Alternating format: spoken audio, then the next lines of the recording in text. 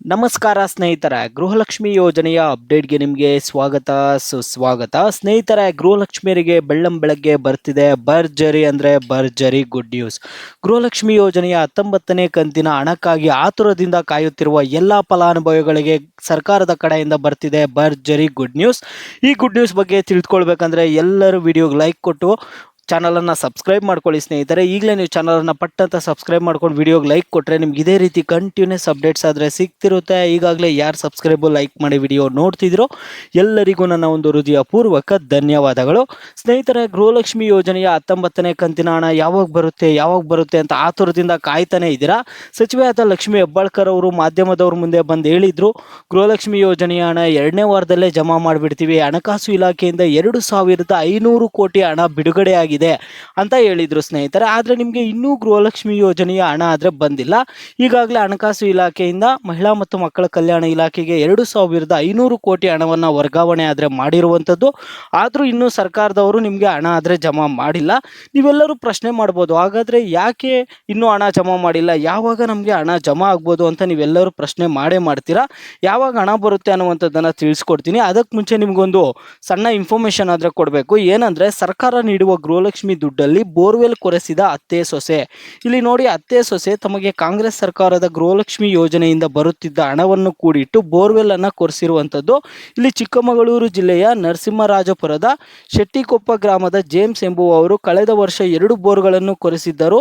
ಅವು ವಿಫಲವಾಗಿದ್ದವು. ಆರ್ಥಿಕ ಸಂಕಷ್ಟದಿಂದ ಮತ್ತೊಂದು ಬೋರ್ವೆಲ್ ಕೊರೆಸಲು ಆಗಿರಲಿಲ್ಲ. ಜೇಮ್ಸ್ ಅವರ ತಾಯಿ ಫಿಲೋಮಿನ್ ಬೇರೆಡೆ ವಾಸವಾಗಿದ್ದರು.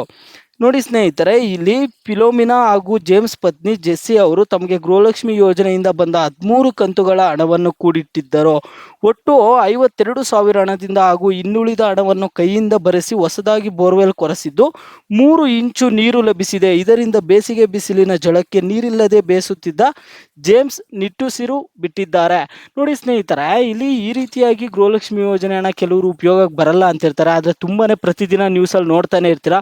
ಕೆಲವರಿಗೆ ಅವ್ರ ಮಕ್ಕಳ ಶಿಕ್ಷಣಕ್ಕಾಗಿ ಉಪಯೋಗ ಆಗಿರುತ್ತೆ, ಇನ್ನು ಕೆಲವರಿಗೆ ಅವ್ರ ಮನೆಗೆ ವಾಷಿಂಗ್ ಮಿಷನ್ನು, ಫ್ರಿಜ್ಜು, ಈ ರೀತಿಯಾಗಿ ಮಿಕ್ಸಿನೋ, ಈ ರೀತಿಯಾಗಿ ಏನೋ ಒಂದಕ್ಕೆ ಉಪಯೋಗ ಆಗಿರುತ್ತೆ. ಇನ್ನು ಕೆಲವರಿಗೆ ನೋಡಿ ಇದಕ್ಕೆ ಮಾತ್ರೆಗಳಿಗೆಲ್ಲ ಉಪಯೋಗ ಆಗಿರುತ್ತೆ, ಔಷಧಿಗಳಿಗೂ ಉಪಯೋಗ ಆಗ್ತಿರುತ್ತೆ. ಈ ರೀತಿಯಾಗಿ ಗೃಹಲಕ್ಷ್ಮಿ ಹಣ ತುಂಬಾನೇ ಉಪಯೋಗ ಆಗ್ತಿರುತ್ತೆ. ಕೆಲವರು ಹಣ ಉಪಯೋಗ ಆಗ್ತಿಲ್ಲ ಅಂತಿರ್ತಾರೆ ಅಷ್ಟೇ. ನೋಡಿ ಸ್ನೇಹಿತರೆ, ಈಗ ಗೃಹಲಕ್ಷ್ಮಿ ಯೋಜನೆಯ 19ನೇ ಕಂತಿನ ಹಣ ಯಾವಾಗ ಜಮಾ ಆಗುತ್ತೆ ಅಂತ ನೀವೆಲ್ಲರೂ ಕಾಯ್ತಿದ್ದೀರಾ. ಈಗ ಸರ್ಕಾರದ ಕಡೆಯಿಂದ 2ನೇ ವಾರದಲ್ಲಿ ಕೆಲವೊಂದು ತಾಂತ್ರಿಕ ಸಮಸ್ಯೆಗಳಿಂದ ನಿಮ್ಗೆ ಹಣ ಜಮಾ ಮಾಡೋದಕ್ಕಾಗಿಲ್ಲ.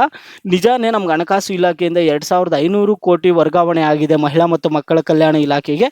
ಆದರೆ DBT ಮುಖಾಂತರ ನಿಮಗೆ ಹಣವನ್ನು ಪುಷ್ ಮಾಡಿ ನಿಮಗೆ ಜಮಾ ಮಾಡೋದಕ್ಕೆ ಕೆಲವೊಂದು ತಾಂತ್ರಿಕ ಸಮಸ್ಯೆಗಳಿಂದ ಜಮಾ ಮಾಡೋಕ್ಕಾಗಿಲ್ಲ 2ನೇ ವಾರದಲ್ಲಿ. ಈ 3ನೇ ವಾರದಲ್ಲಿ ಪಕ್ಕ ನಿಮಗೆ ಗೃಹಲಕ್ಷ್ಮಿ ಯೋಜನೆಯ ಹಣವನ್ನು ಜಮಾ ಮಾಡ್ತೀವಿ ಅಂತ ಸಚಿವೆ ಆದ ಲಕ್ಷ್ಮಿ ಹೆಬ್ಬಾಳ್ಕರ್ ಅವರು ಮತ್ತೊಂದು ಹೊಸ ಹೇಳಿಕೆ ಆದರೆ ಕೊಟ್ಟಿರುವಂಥದ್ದು.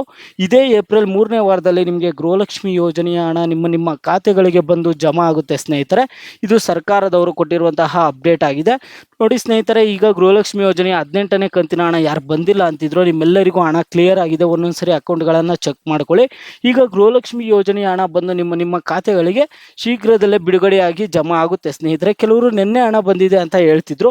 ಈಗ ನೀವು ಪ್ರತಿಯೊಬ್ಬರು ಒಂದು ಕೆಲಸ ಮಾಡಿ, ಗೃಹಲಕ್ಷ್ಮಿ ಯೋಜನೆಯ 19ನೇ ಕಂತಿನ ಹಣ ನಿಮಗೆ ಬಂದಿದೆಯಾ ಬಂದಿಲ್ವಾ ಅನ್ನುವಂಥದ್ದನ್ನು ಪ್ರತಿಯೊಬ್ಬರು ವಿಡಿಯೋಗೆ ಲೈಕ್ ಮಾಡ್ಬಿಟ್ಟು ಕಾಮೆಂಟ್ ಮುಖಾಂತರ ತಿಳಿಸಿ.